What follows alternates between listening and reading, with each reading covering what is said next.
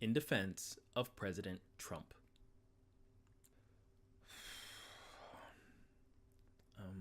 Okay. Nope. Start it over.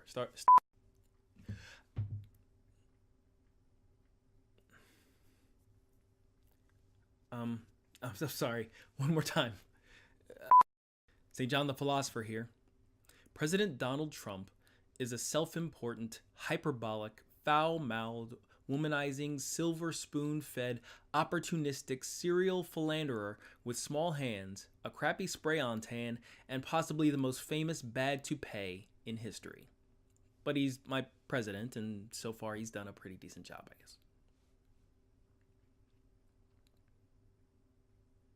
Oh, you were expecting more.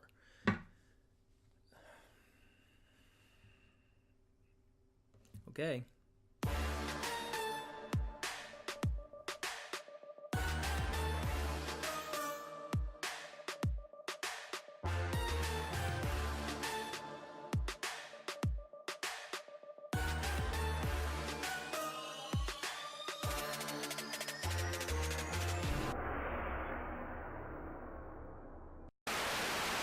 To say Donald Trump is one of the most controversial figures in modern American politics is a gross understatement, but not for the reason you think. Sure, as a Republican, he's by default opposed by anyone who identifies as a Democrat. Par for the course. He's also vehemently opposed by the media. Also, nothing really new for pretty much every Republican since before I was born. What sets Trump apart from the others, however, is the fact that he is the first of a new type of candidate. In this last election cycle, we entered a period of what I call mercenary politics, where Republican voters didn't choose a leader so much as they chose a hired gun. Prior to the 2016 election, Republican voters had a reputation for demanding high standards for the moral character of their presidential candidates, in large part due to the influence of a sizable Christian voting bloc. Typical Republican voters want, among other things, a staunch constitutionalist with an aversion to the accumulation of power and control, committed to justice, someone faithful in family, consistently eloquent, patriotic, loves his guns, basically this guy. Hi, I'm Captain America. And there's about as much chance of finding a candidate that even fits half of that bill as there is of pulling a squadron of flying monkeys right out of your Language. Sorry, but you get it, right? I understood that reference. Typically, the actual candidates have covered some measure of those criteria, while failing kind of miserably in others, to varying degrees of success. But the running constant has been the apparent inability or unwillingness to engage their opposition with very much passion or energy. Reagan was the last Republican that displayed any affinity for that type of political fisticuffs, and he did so with the light-footed speed and devastating accuracy of a Muhammad Ali, sidestepping a hostile media environment and landing punch after punch against adversaries both foreign and domestic.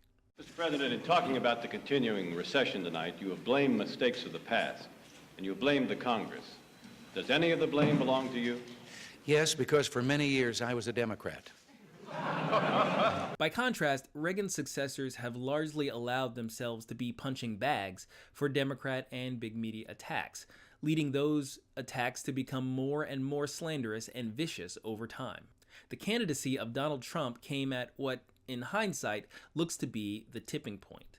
Many Republicans had grown leery of career politicians promising things they didn't have the political will or bravery to see through. And there was a growing resentment towards the Republican establishment that seemed far too timid in the face of rampant media bias.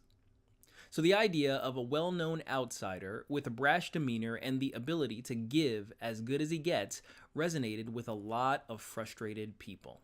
In Trump, many Republicans found catharsis for their long-simmering animosity towards those that had used the power of pop culture, the press, and even government agencies against them for decades.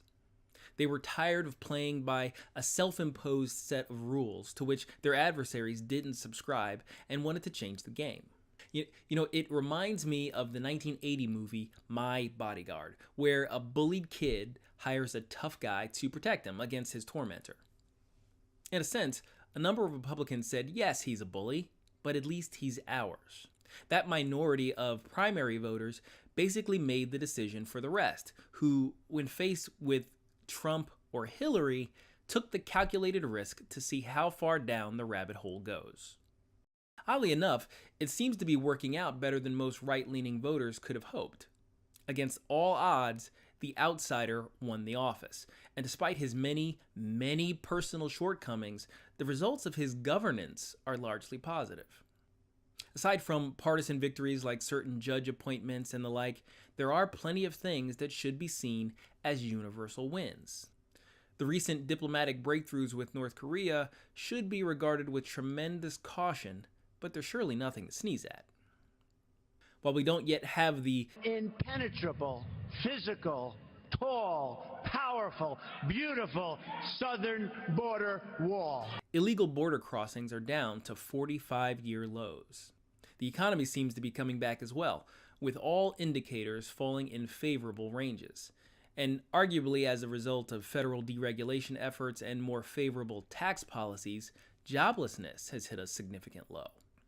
Now, before we run off from that point, though, there are a few things to be said about the unemployment rate as it's used today. The rate is calculated as the number of people without a job among the population of people who want to work. When people stop looking for work, whether it's because they won the lottery or they just got so frustrated they moved back in with their parents, they are no longer counted as part of the unemployed statistic.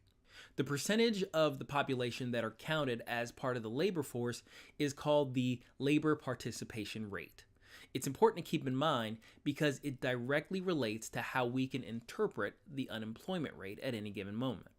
Consider this. Say 100 people want to work and 90 of them have jobs. That's a 10% unemployment rate. If those unemployed people decide to quit looking for work, let's say 5 of them, the unemployment rate as we calculate it would drop to about 5.3% and would have happened without adding one job. Hip hip hooray. Many people will tell you that the current low unemployment number isn't a big deal because it was already declining way back in 2009 under the Obama administration, so it's just following the trend. The only problem with that point is that it completely ignores the labor participation rates curve. From 2008 to late 2015, labor participation was declining, quite sharply actually. This would account for a good deal of the decrease we see here in the unemployment rate. When we get to 2015, the change in labor participation pretty much levels off. Unemployment stagnates for a couple of years until 2017, when the unemployment rate starts to drop again. The only explanation for that change is the addition of jobs. And it's the only kind of change to the unemployment rate that can legitimately be called a good thing. Trump's opponents would rather not talk about that stuff at all, really. And strangely, many of his supporters aren't too keen on discussing it either. They'd rather fight about the media. Trump opponents repeating whatever flavor of attack comes out that day, and Trump supporters yelling back, you are fake news, and roasting them to death on Twitter. It'd almost be entertaining if it weren't so exhaustingly stupid. When the media punches, Trump punches back. Hard.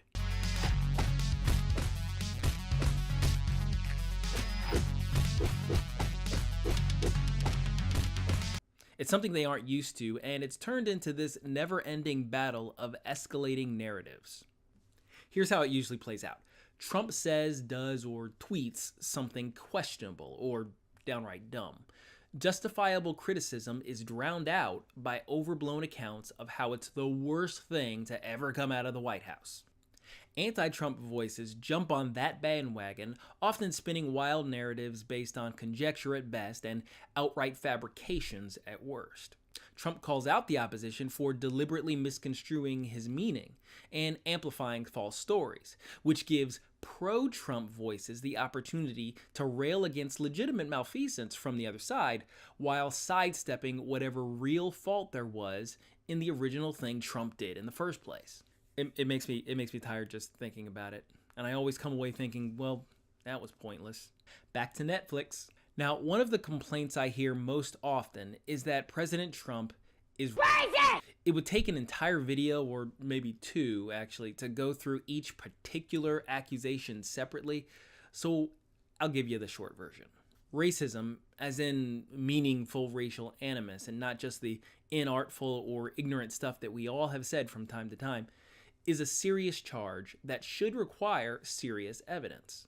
Contrary to the conventional wisdom of the constantly offended, saying or doing something against a minority isn't the sole criteria. In the most general sense possible, evidence of racism is saying or doing something against someone, anyone, because of their race. Conversely, not being racist would be treating everyone the same regardless of race. Given that President Trump has complimented, hired, and hugged people from just as many racial persuasions as he's insulted, fired, and threatened, the racism charge looks a lot like a nothing burger. Still doesn't mean I like him. He's often something of a foul-mouthed buffoon. I can't stand the way he speaks, and I find his lack of any solidly defined political philosophy as off-putting as his massive moral character flaws. You know, he's kind of like Godzilla. Just like the king of monsters who was awakened by atomic bomb testing in the Pacific, the Donald Trump phenomenon was created because politics got radioactive. Conservatives and Republicans were routinely called racist, sexist, misogynist, and homophobes all day, every day, with only the most tepid of pushback. And Republican politicians in particular were alternately labeled as evil or stupid, depending on the day of the week. Out of that nuclear fire of rhetoric came a creature impervious to conventional attacks. You've called women you don't like fat pigs, dogs, slobs, and disgusting animals. Your Twitter account... Only Rosie O'Donnell. There's a sense of dread when he appears on the scene, because you know he's going to destroy anything that gets in his way, good, bad, or otherwise. Sometimes what comes out of his mouth is so toxic and destructive that we rightly fear it could burn everything to the ground. Yeah, there can sometimes be a goofy charm about him that some people have warmed up to, but he's not the most pleasant thing to behold. Somehow, though, we found ourselves in the unenviable position of needing someone like him.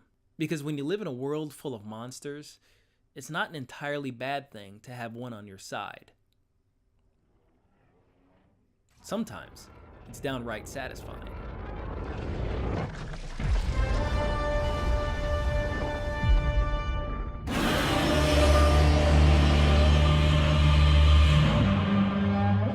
Tell me what you think of this video. Do you agree with my assessment of President Trump? What do you think about the current state of the media? Discuss in the comments. In the meantime, be sure to like, subscribe, and share for more videos on religion, culture, and politics. That's all for today. This is St. John the Philosopher. Goodbye, God bless, and I'll see you in another video.